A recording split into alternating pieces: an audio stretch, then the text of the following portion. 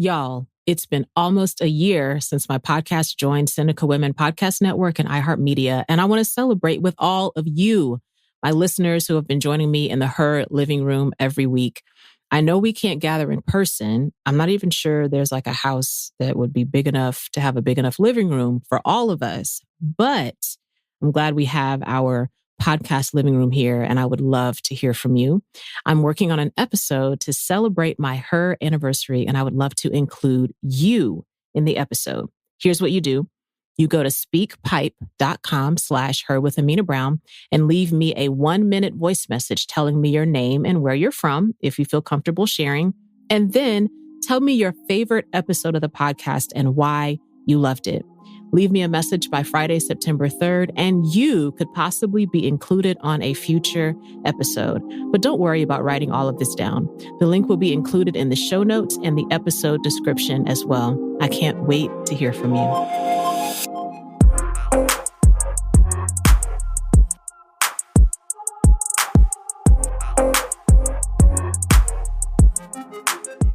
Ooh, y'all, welcome back to another episode of Her with Amena Brown. Also, a new thing is happening today. The first man to ever be involved in an episode. That's not quite true, actually. The first man to be on the mic, because the man who's going to be in this episode is my husband, Matt DJ Obdiggy Owen, who actually is always involved in every episode because he is the producer. But for this episode, he is coming from behind the producer area, and he is on the mic with me. It's also interesting that September is a big month of anniversaries. Yes. First of all, it's my husband's birthday in September. The anniversary of this podcast launching under Seneca Women and iHeartRadio is in September. It is Pattern Beauty's anniversary in September, and it is our wedding anniversary in September. So I thought it would be cool to bring my husband from, what is it, in front of the mic, behind the mic? I'm just happy to be here. I thought it would be cool for y'all to not just hear my side of the story, because originally I was just going to do an episode telling y'all a little bit of our love story, because this year we are celebrating 10 years married, which feels, I don't know, like I think we both have had a lot of like emotional moments since our 9th anniversary, just thinking it's coming up on 10 years. I mean, a decade feels like a big deal. So I'm going to share the questions that I would have discussed if I were here by myself. But since Matt is also here, y'all will get to hear his answers to these questions too. So I want to start first, babe, with what was happening in both of our lives before we met each other. So we met each other 2009. Give the people a short catch up of what you can remember of what your life was like around the time that we were meeting each other. I mean, you know, we both had our own foolishness, and we just put our two foolishness together. And our foolishness is each other's foolishness now. Well, give me a little more in like how long had you been in Atlanta at the point that we were meeting in 2009? First of all, let me tell y'all that this is very much like our regular conversations where my wife is asking me some questions and I say a little something and she's like, I want some more details. That's what that question was just now. Mm-hmm. How far back do you want to go? However far back you want to go. Will it help if I answer first? I mean, I'm not afraid of you leading. You know what I'm saying? I do realize I'm in Her living room, so I'm going to act accordingly. So I'll say I grew up here in Atlanta in high school, Southside, Forest Park. I had been in Texas for about 10 years. Some things went really good, and a really bad thing had brought me back here. Life had gotten to a rough point, so it's like I had to hit the start over button. So I came back to Atlanta and was just rebuilding my life from the ground up, which also led to some depression and, you know, just the things that you go through when you had something going on and all of that went away and now you don't have anything going on. And you're like, was that the end? I was just really in a status of picking up the pieces whenever we met. I remember you came and did poetry at the church I was attending. And I was like, oh, cool. I went and met you at the merch table. Did.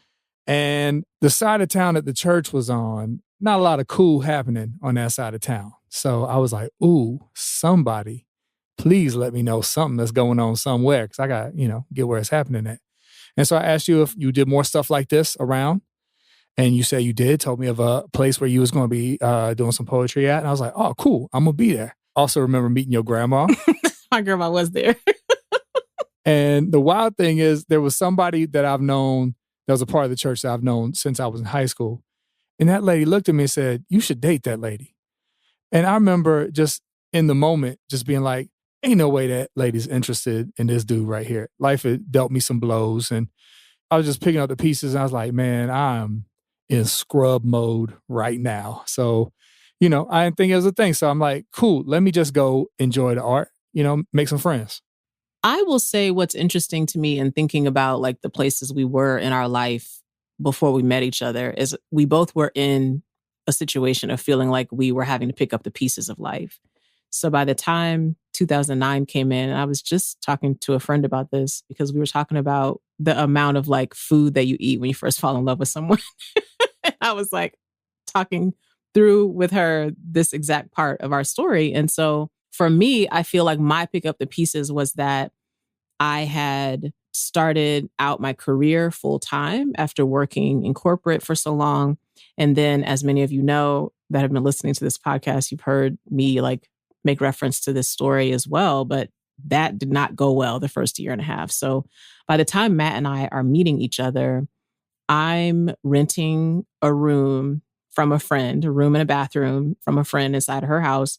I was working a customer service job at night for a while to try and get out of the debt that I ended up in from quitting corporate. So we both were in this place where our lives had not gone the way we planned and the way we wanted. And we both were in the process of rebuilding, right? So we meet at this church. This was 2009. So MySpace was the main way, the main social media you would use to communicate with someone.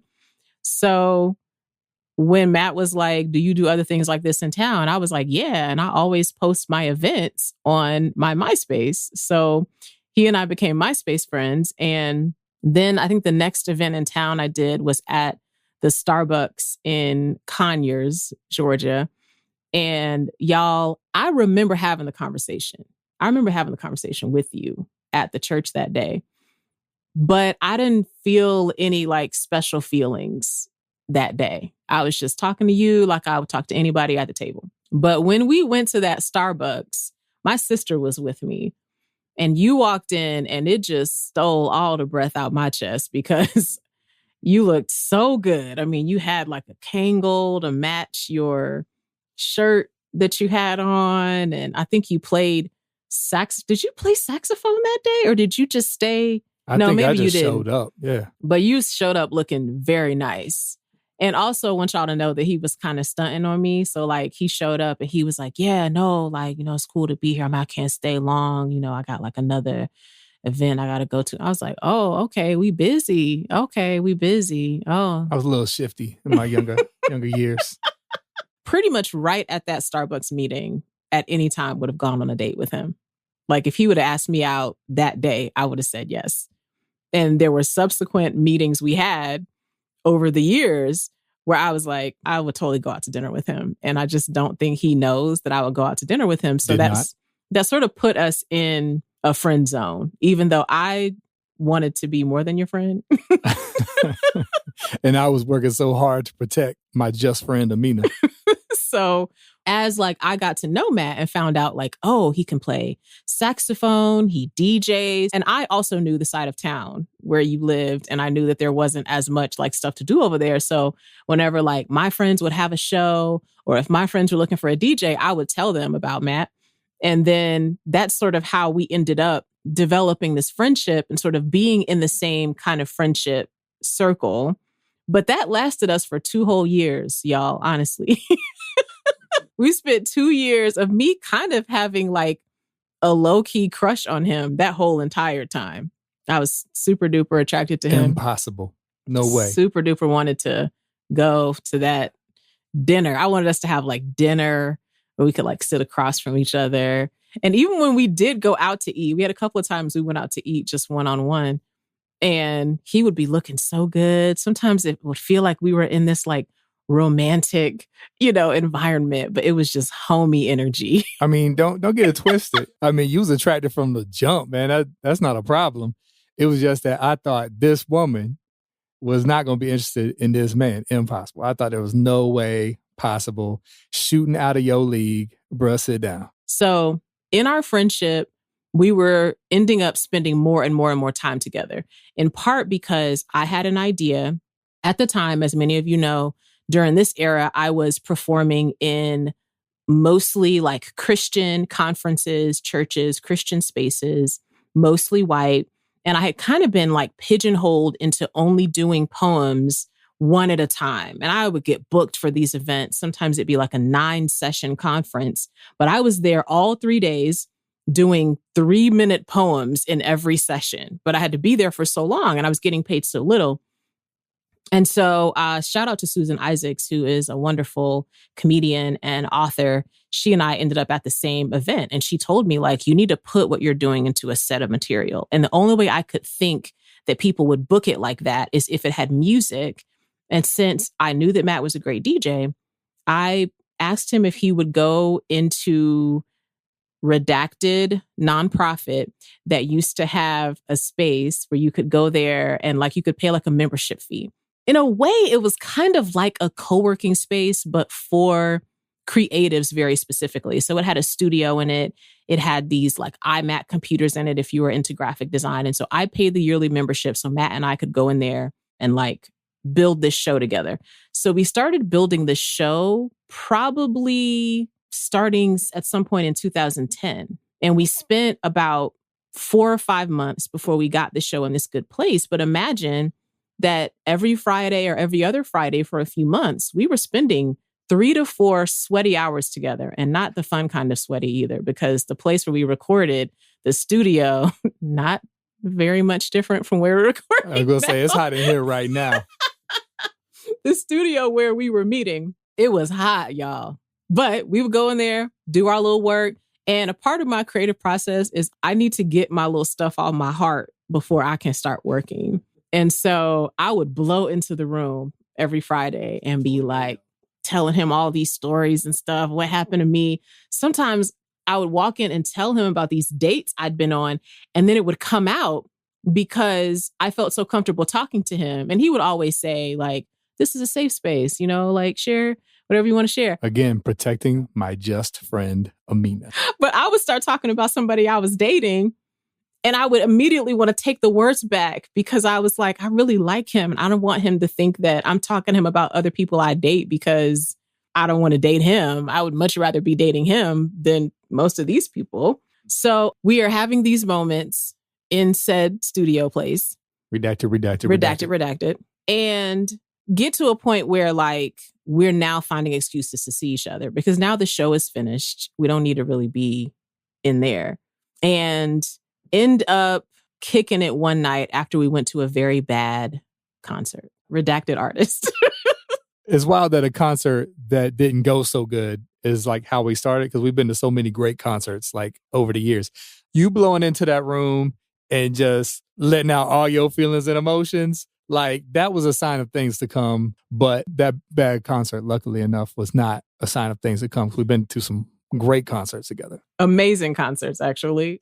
That was a very small percentage of bad shows that we've ever been to. Okay, so I should explain that by this time, we are summer of 2010. And a friend of mine had told me I should come to this Redacted concert because they thought it would be good mingling for me. And I knew that one of the artists performing there was an artist that Matt had told me about when we were building the show together. So I was like, you should come to this show and I'll meet you over there. Well, he didn't know that I was a part of a dating program at the time, which I believe I have talked about on this podcast. But if I haven't, I was dating based on a program in a book called How to Get a Date Worth Keeping by Dr. Henry Cloud. And Dr. Henry Cloud, I know you're listening to this podcast. Gotta be. And I realized that now you're in a leadership mode where that's mostly what you spend your time talking about. But I just want to give a special shout out to that book you wrote because it was very helpful to me. And it did, in a way, in a roundabout way, it did lead me to the man I was going to marry. So at the time, I was on this dating program. And a part of the program was you had to meet 5 people that you potentially could date in a week's time. So right before I told Matt I was going to meet him at this concert, I went to a meeting of the Tall People's Club. And this is like a real thing. There's like an international Tall People's Club. And I found it on meetup.com. I'm not telling y'all a lie. I went with one of my girlfriends who I was in small group with. Man, I need to reach out to her on Facebook and be like, girl, I really owe you some money. But anyways, I think the women had to be above 5'9" in order to get in. And then the men had to be over 6 feet in order to qualify for the Tall People's Club. So we went, and y'all, you remember how when you were in elementary school, you always had at least one teacher that had vests or ties that matched the season, like had jack-o'-lanterns, had candy canes, stuff like that, had, 4-leaf clovers or whatever. Had that Rudolph nose hanging off the sweater. Okay. These are the people that were at the Tall People's Club. Like, it was not Idris Elba. It was not George Clooney. It was not anyone sexy that I could think of. It was all of my former teachers, now in their 50s and 60s, that were waiting there for us. So I'm leaving that, and my friend is looking at me like, you should go to this concert with this guy because you like him. I hope he likes you. Anything can be better than what we've encountered here today. This is terrible. So we go to the show. The show's bad. We're leaving the show and go out to the parking lot. And I say to Matt, I just got back from LA. I don't say to him that I was in LA thinking about you, but I just say, I got back from LA. We should talk again about the show we built because I have some thoughts about what I want to change about it. You said, man, we should just do it tonight. We should go eat. And I was like, okay, because this was like the second time that we'd been out to eat together, and like nothing of a boo nature, nothing of a romantic nature had happened. So we went to this wonderful empanada place that's closed now, sad face. Had a wonderful conversation there, but I feel like I entered that moment like, I need to find out, does this man like me or nah? Does he even see himself dating people or nah? I entered this moment like, I'm about to eat some empanadas and hang with my homies. And we gonna laugh a little bit and go about our merry way. So I asked him at the table if all of your ducks were in a row, because that was a phrase Matt would always say during this time of our friendship. Mm-hmm. He would always be like, I'm not dating anybody till I get my ducks in a row. When I get my ducks in a row. And I was like, man, like, how many ducks are there? Are they adult ducks? Are they child ducks? I didn't want to be hollering from the passenger side of my best friend ride. It's like, is it a school of ducks? Like, I was like, and can't we still go to dinner? Like, are the ducks preventing us from just going to dinner? Like, I was very confused about the ducks. So I was like, if you had all your ducks in a row, would you date? And do you remember what you said? I was definitely afraid, and that some of those fears were healthy fears because I wanted to be able to step up to the plate. I wanted to be a whole me coming into a relationship. I didn't want to be a part me and somebody have to drag the other half that I couldn't make up. I wanted to meet I wanted to add some to somebody's life and not take away. And so I think those were some healthy fears. But I knew I had some unhealthy fears because, some of the history behind that, those that don't know me, I was married once before. And the marriage ended horribly, led to some rough years, which led to me being back in the Atlanta area, picking up the pieces. In that conversation, thinking about these fears, I realized I had some unhealthy fears also. That was like, okay, that thing happened, but that thing doesn't mark your life. You don't have to stay stuck in that. Like, by this point, I had taken some years and years.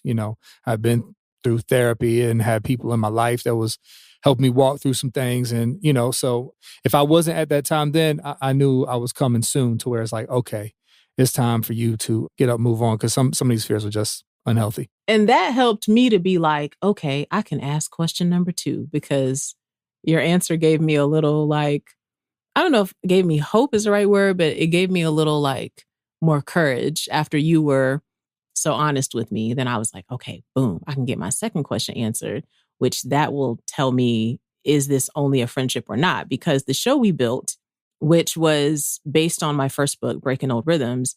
The show we built, I felt, had the potential to be a success, had the potential for us to be able to travel together. And I was like, we can't be traveling together and doing creative work together without me at least addressing the fact that I totally have feelings for him, you know? So I felt like I should at least find out, like, is he just closed off to dating in general? Is he closed off to dating me? Like, what are the vibes? So once like the question was answered, like, yes, if my ducks were in a row, sure, I would date. Then I was like, boom. Okay, second question. I asked you, do you have hope that God has somebody for you? And when I asked that question, y'all, it was stone quiet at the table. And it was quiet for a long time. Like it was quiet for so long that it was like awkward. And I was just sitting there, like, you know, hating the awkwardness, but also like, you finna answer my question. So we're just gonna sit here. Do you remember being quiet that long? You know, and part I remember being like, man, I can't believe my just friend Amena getting all up in my business like this. Now that I've known you after what's about to be 10 years of marriage, it makes perfect sense as to who you are. But at that point, I was like, man, my just friend, who I keep telling everybody just wants to be my friend, that girl's not interested in me. Show is throwing some heavy questions, man, at this table. I think my answer was the honest part, but my answer also was kind of what like hit me, like I was having to deal with the feelings or whatever that brought up versus, again, me trying to protect my friend Amena. My answer to you was that actually somebody like you gives me hope. That thought was the first thought in my mind, and that like felt really strange, but it was like the overwhelming thought in my mind. And again, how do I protect my just friend Amena? I'm trying to be a safe dude friend to you. And also, after what I just gone through, can I be in a relationship? You know what I'm saying? After some of the things that were said to me, am I those things that were said to me? If so, I don't have any business being in a relationship with nobody, you know? That place that I was at in my life, is that a good place for me to try to step up and be somebody in their life when I'm like, I don't even know if I can stand on my own too, you know? So there was a lot of processing that happened in that moment. So somehow, y'all, we, you know, ate that food, checks got paid, and left. I don't remember to this day, like how all of that like wrapped up. This like the next thing I remember is that I was in the car, like going over the conversation we had. And I was starting to feel bad that I had gotten in your business without telling you anything of my answers to the same questions. And that felt kind of like it wasn't fair to me to be asking you those things and then be like, well, empanadas were delicious. Good night. Hope you have a great one, you know, whatever. And so I was driving home and decided to call you on the phone to be like, yo, I feel like I asked you all these questions. Like you put yourself out there to me and I'm not putting myself out there equally, you know? And so we kind of ended up having this conversation about, you know, I think you had asked me why I was still single. And so I told Matt straight up that the reason why I'm single is because I don't put out. And I was like, I'm pretty sure if I put out, like I'll have a boyfriend right now, but because I don't put out, I don't have a boyfriend. So that's that on that. And so, you know, we had a little laugh because it was kind of, you know, I mean, it was true what I said in the sense of me not putting out, but, you know, we had a little laugh about that was the reason why, you know, I was still single. And so then we started talking more about that. And I think you asked me, well, if you were to date somebody, what would he be like? And I started describing all these things and then feeling so silly because they were all you. They were all things that described you. Like, I was like, I can't believe he's not hearing this going like, hey, that sounds a lot like me. And so I was like, this is dumb. So by this time I had gotten home and I was like, look, I just need to say something. Okay. You know, we've been friends for a while. This is where I caught on to what we were really talking about. I was clueless. I was talking to my homegirl, Amena, until this moment. And I must have said like a few of those phrases because I was trying to get my own courage up. You were circling the runway. To just say to him, like, I like you. I would love to be more than friends with you. So it was a lot of like, this is probably going to be awkward, but we're both adults and we can take it and we can talk about it. You know, it was a lot of that before you interrupted me. I remember I kind of had to do the math real quick in my brain once I was like, oh, this is what we're talking about. Can I do this? Should I? And I'd be like, man, you would be dumb if you didn't like at least try this thing out, you know? I just thought you were such an incredible person. I was like, first of all, again, there's no way this woman should have been interested in this dude. No way. In my mind, made zero sense. But I was like, if we hear, I would be foolish not to step up to the plate. So I was like, hey, let me see if I can help out here. And I just told you, that I really admired you. And I think it was on several levels. Yeah, you said you found me attractive. Oh. On several levels. Still do. That wasn't just a moment, yo. And I think you asked me if I have hope tonight. And you said, I have hope because of you. That's right. That was okay, see, I got the order. Y'all, it's been 10 years. I realized some of the order of the story, we might have mixed it up, but all the facts are true. Let's be honest. She invited me in to this conversation knowing good and well I was going to mess up the details. But there are some points of the story now that I'm like, oh no, it didn't happen that way.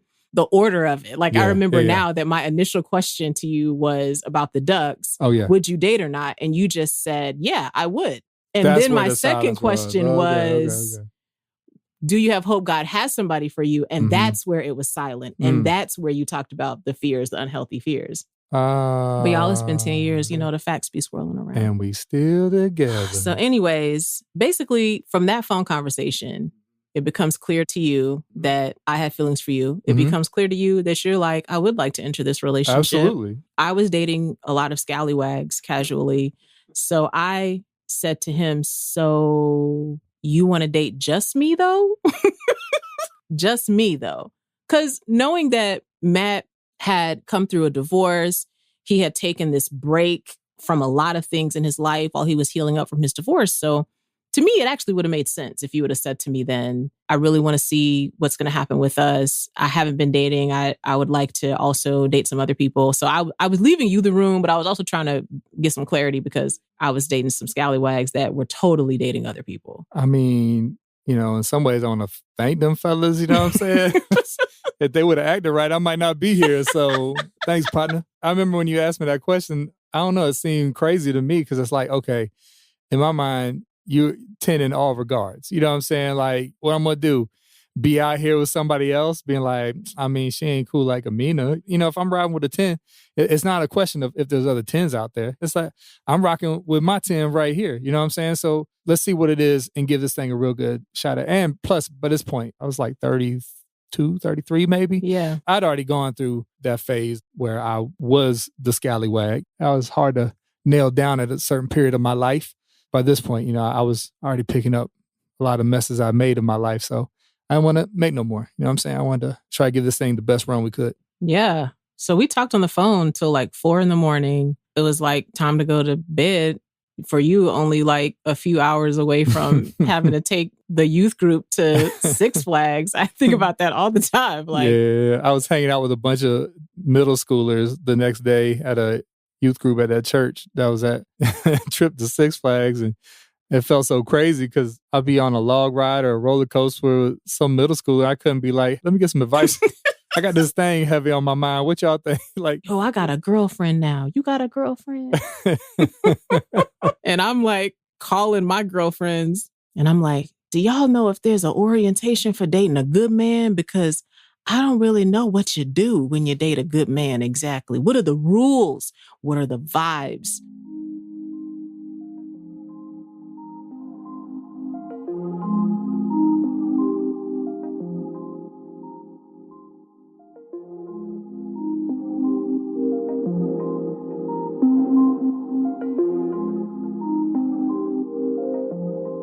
So we started dating August of 2010, and I feel like that was a combination of us just finding various sundry excuses to see each other and hang out and ridiculous. Eat food together and eat food after we ate the food together. Dropping off donuts at your house before I had to be at a meeting that was an hour away, and I was late to every meeting.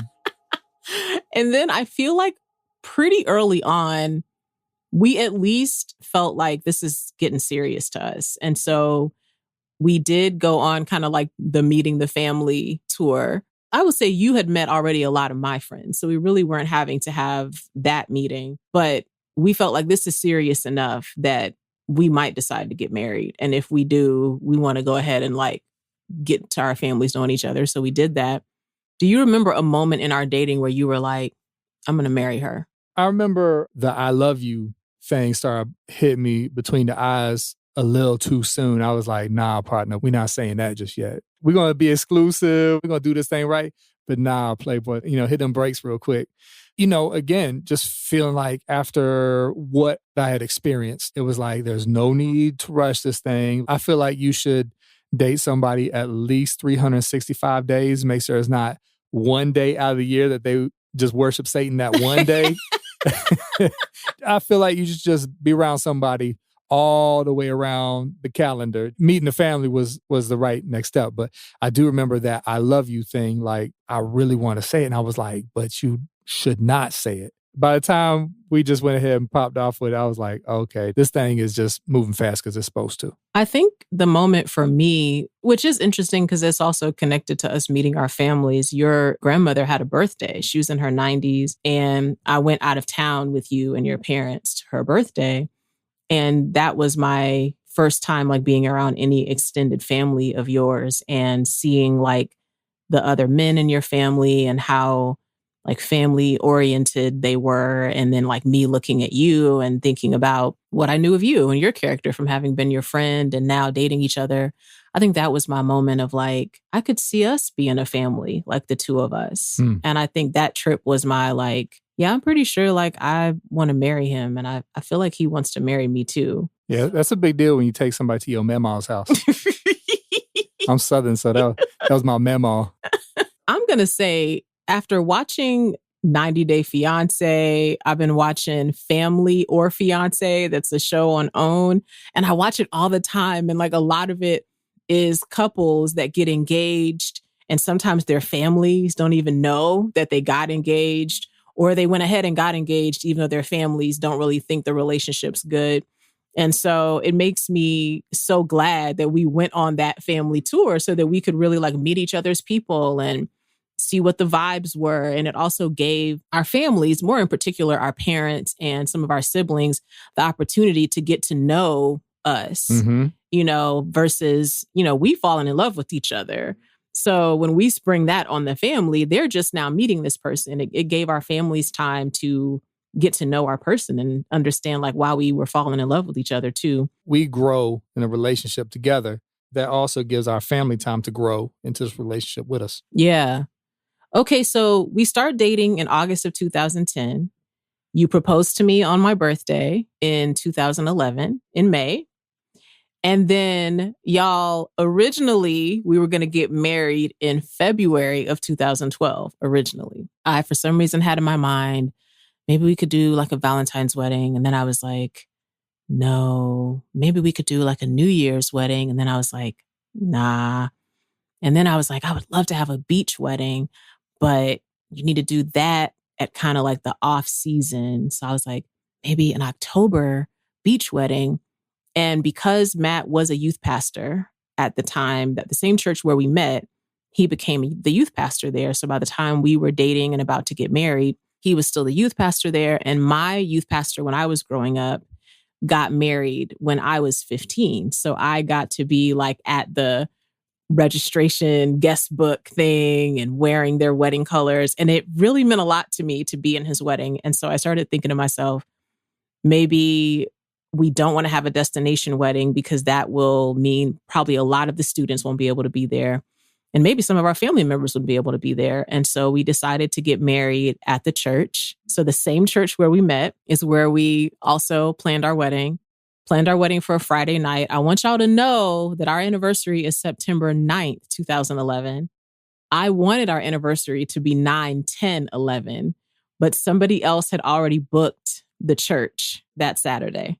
I can't believe that I didn't think of the fact that we was getting married on 909, which is one of my favorite drum machines. It came right after the world famous Roland 808, but the Roland 909 is like an amazing drum machine. You may not have allowed it or been down for it, But man, that would have been so dope to include it, like coming down the aisle to like a 909. Because I was going to ask you, what do you think you would have done thematically? Like if you could do the wedding all over and you could do a 909 as a part of the theme, what would you have done? Would you have wanted like the cake to be like? Maybe if like while we're doing our vows, because the 909 is like a step sequencer, right? So you got 16 steps. And as we're both adding steps, so like, all right, you be like the kick drum, like the and I come back and I add the clap. So there would have been a 909 on stage, is what you're saying. And like, we would have done that. Me, you, 909 right in the middle. Nah. Ring ceremony. It's like, you know, that salt ceremony that people be doing, like they do this and you can never take the salt out and mix them. We done mixed up the hi-hats with the kick drums and snares and made a beat of it. Y'all, it worked out for the best that he did not think of that 909 situation. So we got married on a Friday. And because the church was kind of far out from the city, I knew that getting married on a Friday would mean that only people who really loved us would brave Atlanta traffic to drive outside of the city to that wedding. What was your favorite moment from our wedding? Oh, it has to be when you first entered the room. Dear God. I mean, like, people all day was coming up to me like, oh, man, you in trouble. We saw, oh, man, you want. And so, like, in my mind, I was doing, like, the psyching myself up, like, you got it, don't pass out, dog, don't pass out, don't pass out. I just remember that moment, like, you walked in the room, and I was like, wow. Yeah, exclusive. Yeah, that thing I said. Yeah, exclusive. Like, you know, a world premiere, girl. You walked in that door. I'll never forget, you know, when they presented us, me and you hand in hand, walking out and just feeling like the world just began. Today is day one. It was just such an electric atmosphere and just being like, yo, me and her, here we go. Oh, yes. That was such a wonderful moment. Y'all, I'm not going to lie about it. I'm sure we're going to post pictures of this, but in my wedding dress, I definitely just feel like it was like a lot of boobie. I remember there was just like breast coming out of the top of that dress. And even when I look back on our wedding video, I'm just like, wow, guys, you really went for it, Amena. You really went for it. Just let the tatas just sit up and out there. But I was like, you know, I'm getting married. That's God-given. You know what I mean? I had to let it ride. I will say, as a side note, before I say my favorite moment of our wedding, I remember that day I took a nap. And it's always a glorious sign to me that I'm having a wonderful day, that a wonderful thing is happening to me if I'm able to like take a nap in the middle of the day. And that's how at peace I felt on our wedding day. You know, I wasn't a big wedding planner girl. Like I just wasn't really into that. I was into marrying him more than I was all the particulars to go with the wedding. But the fact that I like took a nap in the middle of that day said to me, like, I really had nothing on my mind that I felt I needed to worry about. There was nothing about that decision that I was like wringing my hands over. Like I had really said yes to marrying you even before you proposed to me. So to me, that moment was like, now it's a formality to say something I've already said in my heart and you've already said in your heart, you know. But my favorite moment of our wedding was our wedding dance. And our song was Unforgettable, the version where Natalie Cole did the duet with her dad. But it was like technology-wise, she went back because she was not able to sing it with him in that way before he died. But some of y'all old heads listening will remember that music video. And it's like she's there and this old footage of Nat King Cole in black and white. And I just always loved that song and loved that version in particular. But I loved the words to it. And of course, I'm also a big watcher of Married at First Sight. And of course, these are strangers, right, at their weddings. And sometimes this happens even when it's not a stranger getting married. But I'm sure some of you have been to weddings where the people do their dance, but they kind of like rush it off so they can hurry up and like get finished. And that moment was the first time that I felt like that moment was just for us. Like, who cares if it's awkward for the people who have nothing to do but watch us dance with each other? Just got lost. Like, who cares? But I loved laughing and joking with you and just like soaking in that moment. That was my favorite moment. Yeah. Hands down. Beautiful moment. So now here we are, babe. It's 10 years for us. I still am just like, I mean, for all the things we've made it through and achieved and survived, the 10 years seems right. But then sometimes it just seems like 10 years, like it just doesn't seem like it's been that exact amount of time. Yeah. So what would you say it's like now being married 10 years later? Like now that you think about us on that wedding day, what are like your vibes now that you're like, wow, we've been married 10 years? Like, what do you think? I still feel like I'm wanting to protect my friend Amena sometimes. Like, hey, man, get it right, yo. Your friend Amena watching, you know? I feel like my goal is still the same, that I want to add to your life and not take away. But I also will say that I've learned a part of being together with somebody is sometimes they got to be able to give to you too. So that means sometimes you will take. Sometimes I may not measure up. Sometimes I may miss it, or sometimes I may be insufficient. And that's okay too. You know what I'm saying? That doesn't make me a scrub, or doesn't, mean that, this woman should not be with this man, like I thought originally. It's a beautiful thing to find yourself in a place where you can let your guard down and make mistakes, do something foolish. I'm not talking about like malicious or like evil or, something, but like just live life and be a person. I feel like I've learned things about you that I did not know 10 years ago. This has been some shockers, man. Like, you keep bringing up these reality TV shows. I never in a million years would have guessed that Amena, she's really in. I do. Okay, cool, it's very enjoyable. I also, I learned this while we were dating. I realized that I like raps more than you do. It's true. Because we were riding in the car. That's one of the things I learned early on. You were like, hey, we listening to hip hop all the time. Can we listen to something else? But I feel like that's the thing, is like I was trying to rebuild and repair. And sometimes you just need somebody that really loves you, that just lets you just be. Yeah. And I appreciate that. Yeah. I appreciate that about you. Oh, babe. My friend, Amena. I think the thing that when people ask me like, yo, y'all about to celebrate 10 years, how does it feel? The first thing that comes to my mind is like, even after all this time, I still really, really like you. Oh, no doubt. Like, really, really like you. You're the first person I want to talk to when I get up in the morning. I can't wait for you to wake up. You're the last person I want to talk to before I go to bed. If something bad happens, you're the first person I want to call. If something good happens, you're the first person I want to call. I love that we can have fun no matter where we are. I mean, we've literally traveled the world together. We had fun in a podunk town in the middle of Kentucky.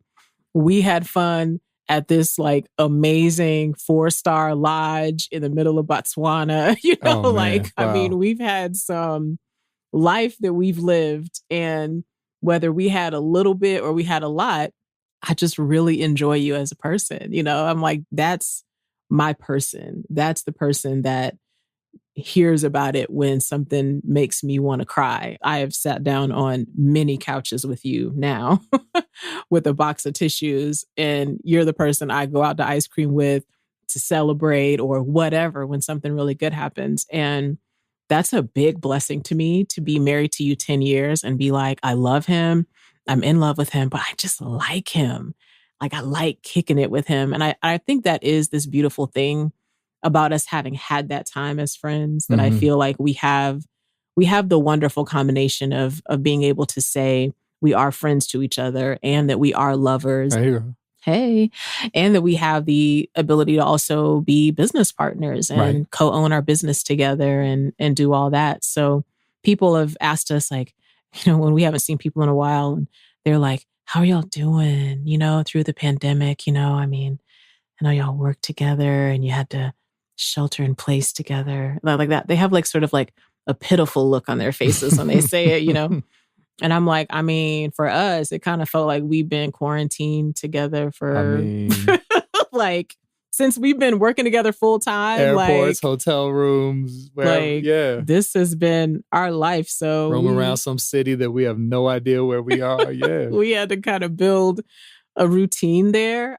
I do feel like one of the things, and I guess I'll close with this question, babe, because I would love to hear from you. Like, what are the things you feel like you've learned in being married, to me for 10 years. I feel like one thing that I really wanted to say to some of my friends that they really wanted to get married, and I did too, and I remember like after I got married, because I was single through all my 20s.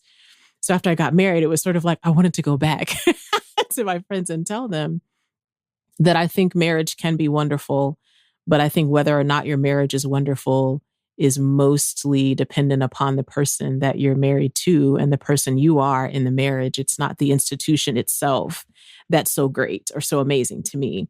I'm having a very specific, wonderful experience because I'm married to you. I think one of my other lessons that I had to learn from earlier in our marriage is giving my husband space to do things the way he does them, even if that is different from me. Like, I remember like when we would come off the road, my idea of a day off coming off the road, because I'm introverted, is like, I just want to lay down. I want to veg out and watch TV. I don't want to have to talk to anybody extra because I had to talk to a bunch of strangers. So I just want to binge watch some TV and eat food and chill. And we would get home and you would be like, man, I got to get in here and make this music because I got some ideas. And I would be like, you need to lay down. You need to come in here and watch TV with me. And I had to learn to let you do what you need to do, that your process is different from mine. And that's not a bad thing, but let you have the space you need to be who you are and to be yourself. And that's very important to me.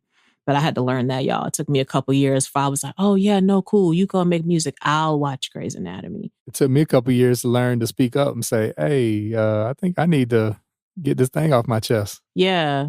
What are some other things you would say you feel like you've learned in 10 years being married? It's the old, I think, African proverb of if you want to go fast, go alone. But if you want to go far, go together.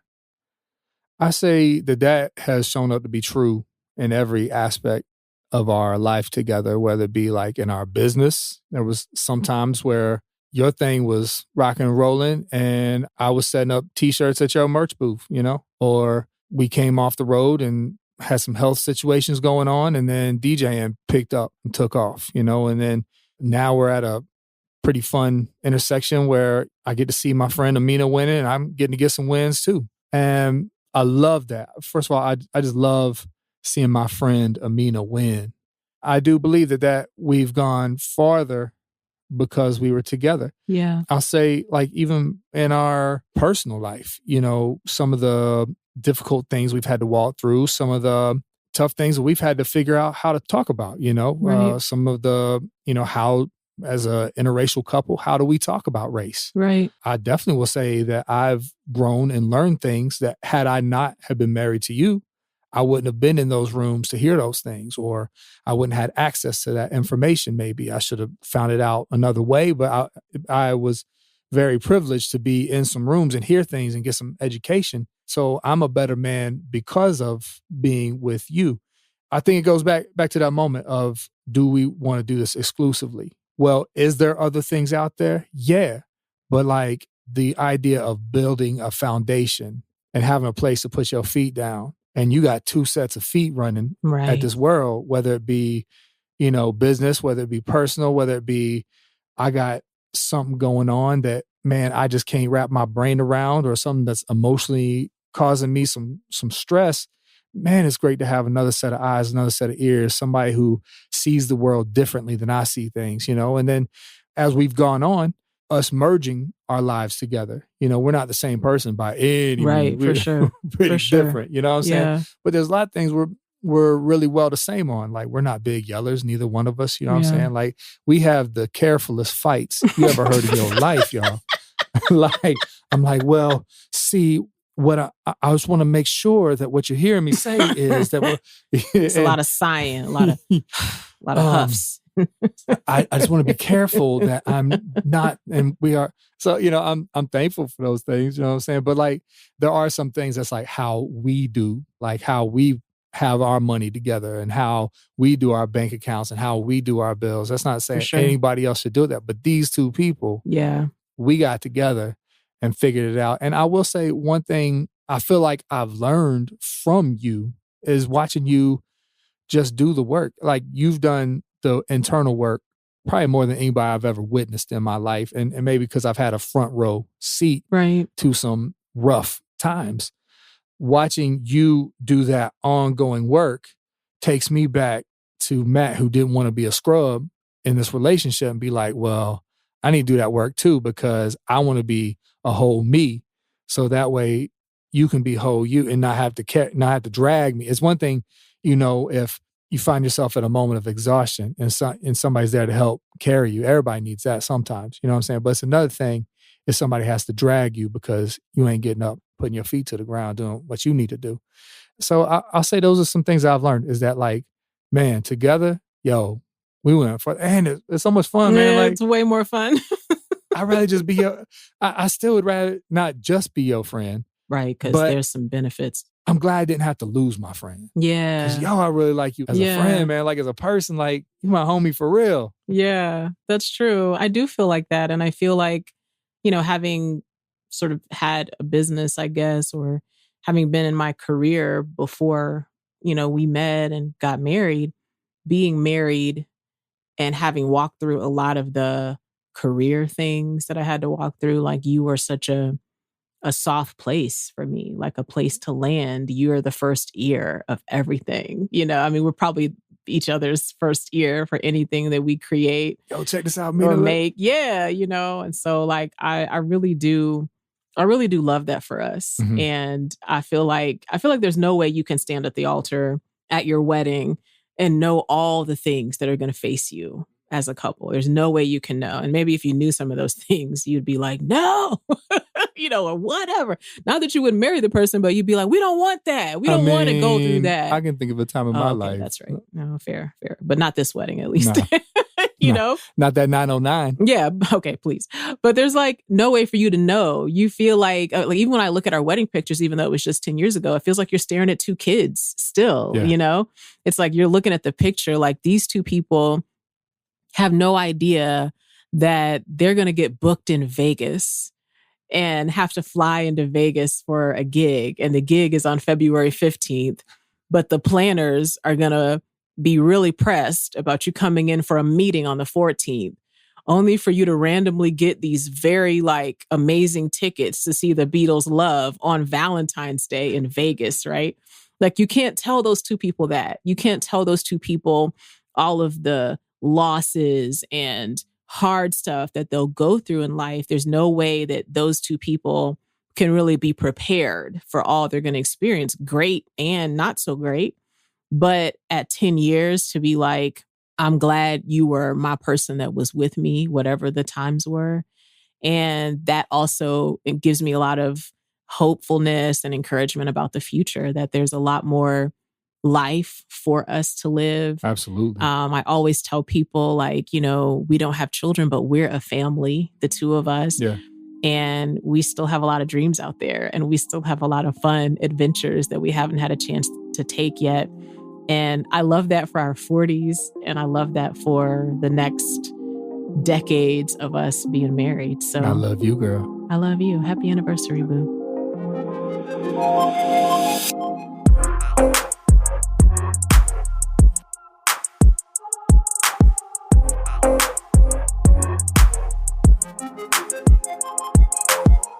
Her with Amena Brown is produced by Matt Owen for Soul Graffiti Productions as a part of the Seneca Women Podcast Network in partnership with iHeartRadio. Thanks for listening, and don't forget to subscribe, rate, and review the podcast.